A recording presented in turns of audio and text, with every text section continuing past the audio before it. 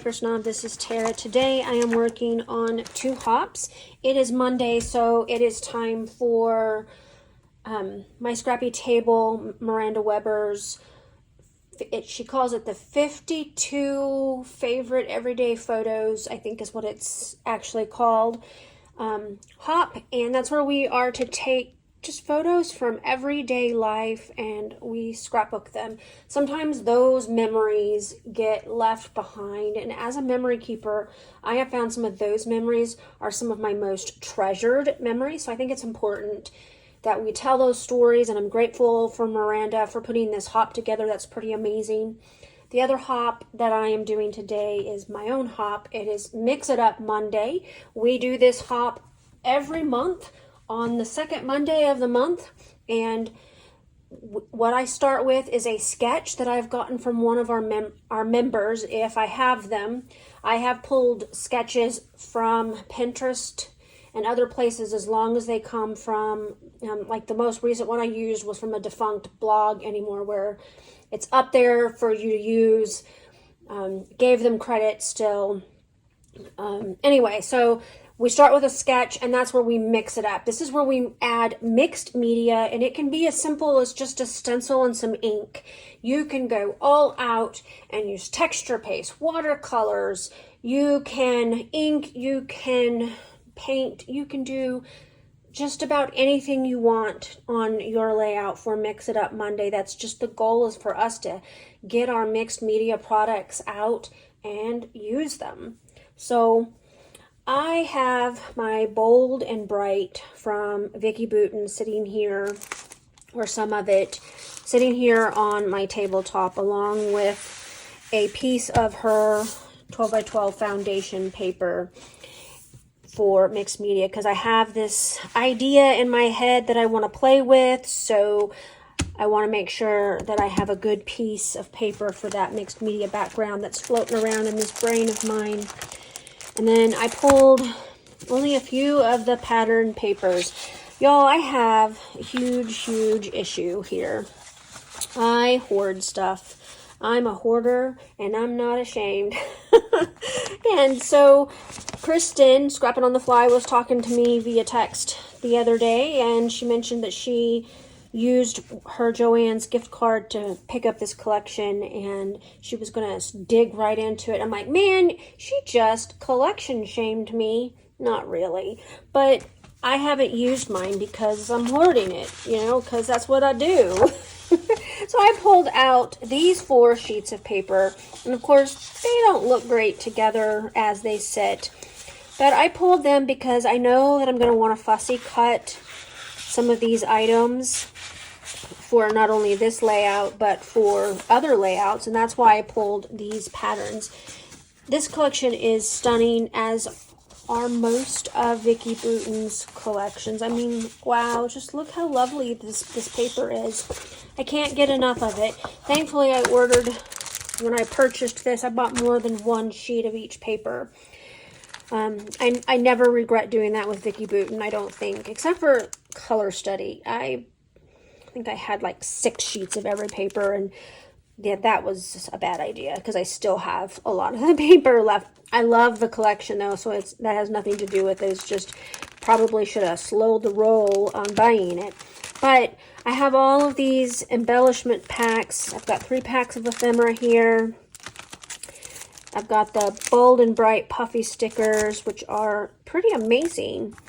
And I've got the Thickers title pieces, the Bold and Bright foam phrase stickers, as well as the outfits, because I'm not really sure where I'm going with the title. My everyday photos are actually an important memory for my little girl. This is Emily. She has a disorder called trichotillomania.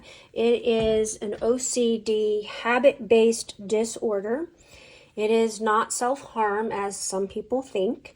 She has this habit of pulling her hair. It started when she was 8 years old, and most of the time she keeps her hair buzzed, because that allows her to not pull out her hair.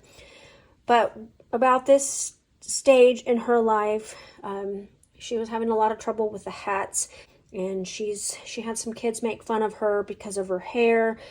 It really set her back in her therapy and in her personal self-worth. And so we went through the process of getting her a wig from Wigs for Kids, and this photo is of her holding the box when it came in the mail. This is the wig straight out of the box with all of the product that Wigs for Kids supplied for her. And then this is her trying on the wig.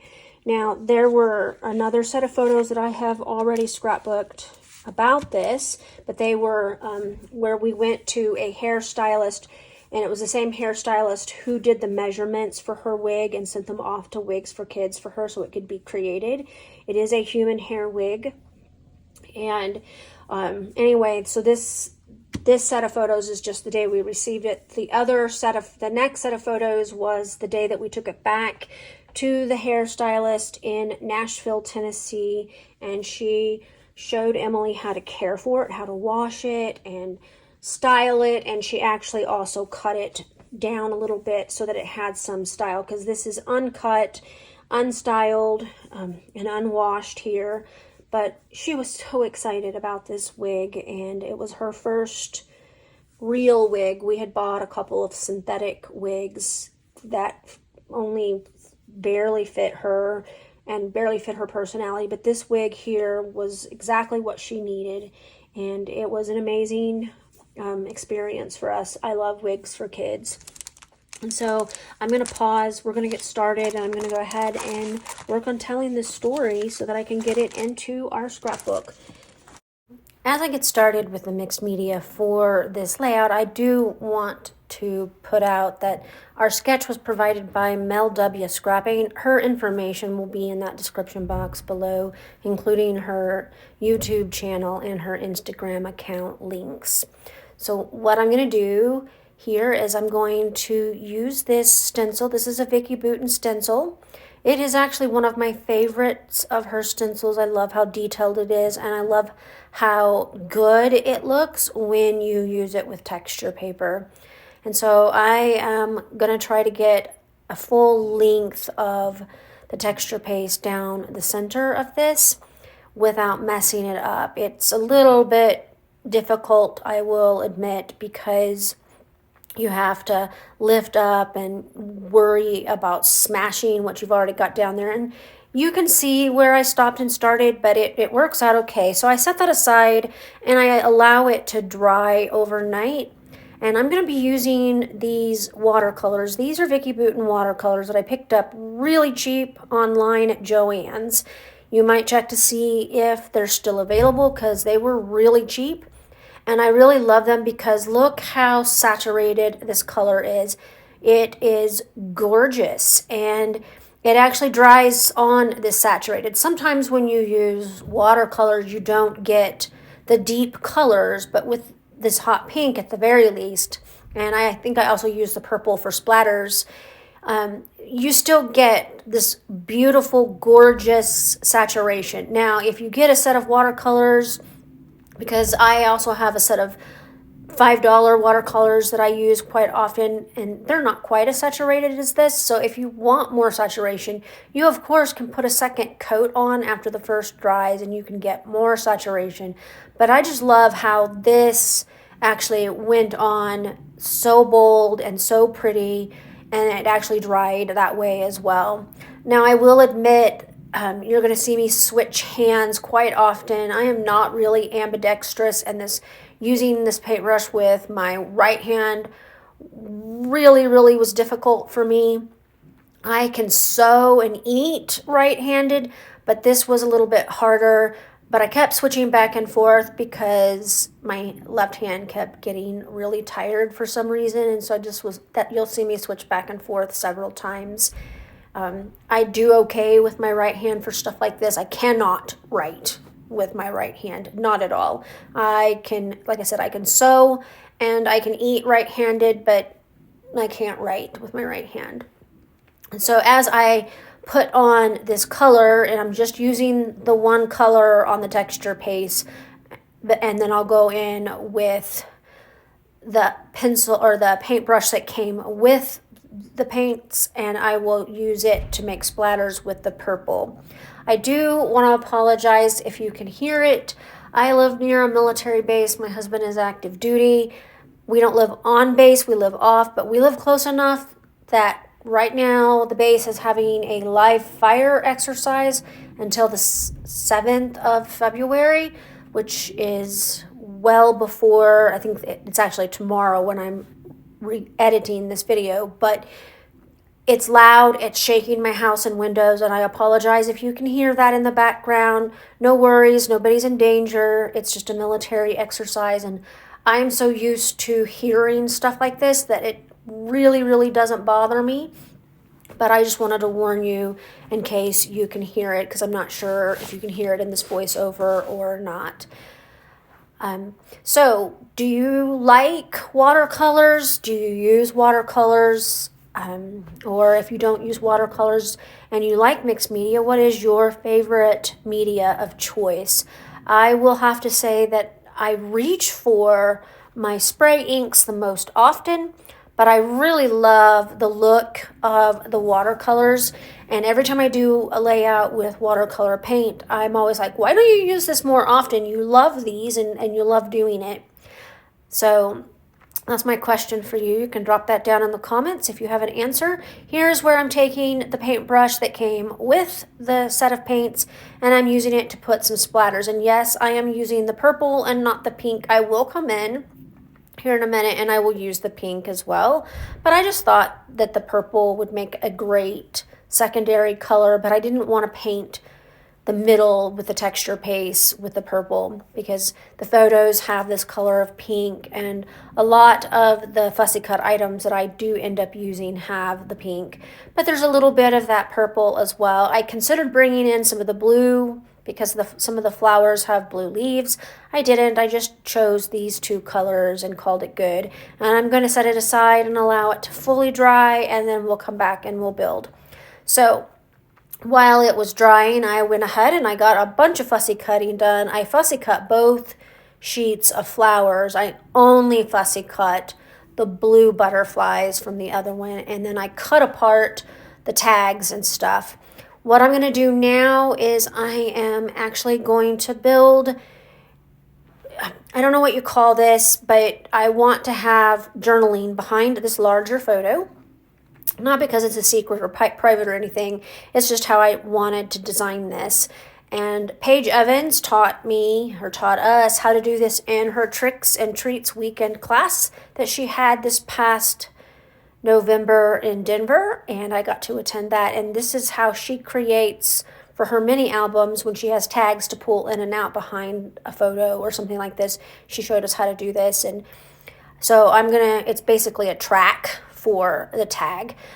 And when I put this layout in its final place in the album, I do tend to cut a slit in my page protector so that you can pull the tag in and out, and I just want to make sure that it's easy to pull the tag in and out. The other thing you can do that I did not do here is you can actually put some like floss or thread or ribbon or whatever at the bottom of the tag and attach it to your background, and that way if somebody pulls the tag out, they can't pull it out all the way and and lose it. I did not do that for this layout, and that's fine. So now I'm going to finish distressing the edges of my photos. Now this particular photo, at the beginning of the video when I showed the photo to you, it was a 4x6. I reprinted this one. It shows what was in the box a little bit better than the photo that I had already printed, but I needed it to be a 3x4 so that it wouldn't cover up my beautiful background. I just spent a whole lot of work on that background and I don't want to fully cover it up. So because I'm using texture paste and watercolors on this and it's not a smooth surface any longer, I tend to use my wet glue to glue down photos to a mixed media background just to make sure that they don't budge.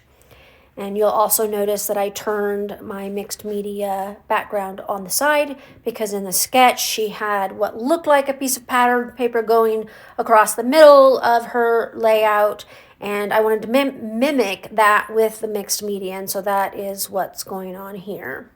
So the sketch also had a strip of torn paper on the top and bottom, as well as some banner pieces. I'm not going to be using the banner pieces, but I am going to put a row of this pom-pom trim. This pom-pom trim I actually got at the Dollar Tree around Easter a year ago, and I haven't used all of it yet. I've dug into it. I think I've used the green. I have not used this pink. This pink was brand new when I opened it. And I'm just kind of putting that down at the bottom using those glue lines that you saw me spread out. I find that glue lines work the best for this sort of thing, or at least in my opinion. You can use a wet glue. I'm not real patient with how it dries, so I use the glue lines, and then sometimes I will go in and tack down with some wet glue as well. Now I know that my little end on that lower left side is dangling. I will fix that with another glue line. Right now I'm kind of getting these fussy cut items on here. Now her sketch showed what looked like stenciling going diagonally across the paper. Because I used mixed media in the center where it looked like her sketch had patterned paper, I'm using the diagonal stenciling marks from her sketch as placement for my embellishments. I've already added my title up there in the top. I really didn't know what I was going to title this layout, and it just so happened that there was a phrase down there in the foam phrase stickers that made a perfect title for this layout, and so I just used that. It has the circles already there, fixed that trim down on the bottom, and I think I'm finished. So it turns out I wasn't done, and I am going to go ahead and add some of these puffy stickers. I am adding some stars and some hearts in corresponding colors. I believe I only use pink and purple hearts. And then the little like stars that I'm putting down right now are black. And I'm going to just make a few little small clusters on this lower left side of my layout near that embellishment cluster. And then I'm going to go ahead and add another little tiny cluster up there in the top. I was a little confused. That's why I'm kind of searching, because I could not figure out how come there were less of the stars on the second page of these.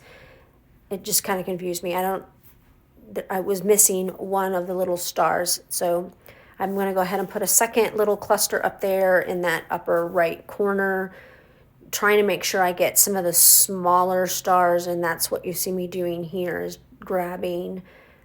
I think I grab a dot instead of a star because I decided the star was too large. But that is pretty much the layout, and I'm pretty happy with the way that it turned out. I do want to add some twine to that tag hole. I know bare tag holes offend some people. It doesn't actually bother me, but I do like putting a little twine bow. And so that's what I'm going to do here. I adhere it with a glue dot. I'm going to trim the extra ends. It's going to go right there on the tag, and then the layout is done now. Okay, I got my layout completely done. I used a few things that I wasn't expecting to use, like I wasn't expecting to use that for my title, but when I got to creating, I realized that I just needed a really small title, and I thought Snapshots and Stories was a great small title. You saw that I created a place for my hidden journaling. It's not hidden because it's private, it's just hidden because I really didn't want to cover up any of this mixed media, at least not any more than I already have. So I hid that back behind the photo and did a lot of layering with all that fussy cut embellishments that I spent, I don't know, an hour, 2 hours fussy cutting. I didn't even finish cutting all of the butterfly sheet, just this blue color. So that's all I had there to really play with. I added twine to my tag hole, And of course foam adhesive, which is still drying here. Takes a while to dry on that mixed media. Added these puffy stickers. I'm going to have to go back and actually glue those down with my wet glue because I can see that they're not going to stay. But overall, I'm really happy with this layout, and I'm happy that I was able to again combine the everyday life photos hop with another hop. This is Mix It Up Monday. And I'm very thankful to our sketch designer this month, Miss Mel. She did a great job designing this sketch. It's an absolutely fun one to play with, and I really enjoyed it. I will have the playlists for both hops linked down below. There will also be information for Mel's YouTube account and Instagram account if you would like to follow her, subscribe to her, check out her videos. She's a pretty amazing scrapper, so I think that you will be blessed by her inspiration. Again, check out those playlists, and I hope that you have a great rest of your day. Bye!